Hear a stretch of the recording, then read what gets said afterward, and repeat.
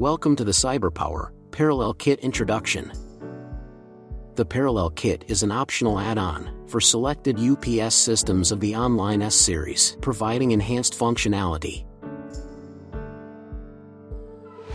This kit allows users to either expand the UPS's total power capacity or achieve power redundancy, offering flexibility and improved reliability. There are two ways to connect the UPS units in parallel. One option is to install the input and output circuit breakers outside the paralleled UPS units. Another option is to connect the units directly in parallel via terminal blocks. Then, insert the card into the parallel slot of each UPS. Configure the system signal, jumpers, and function to ensure proper setup.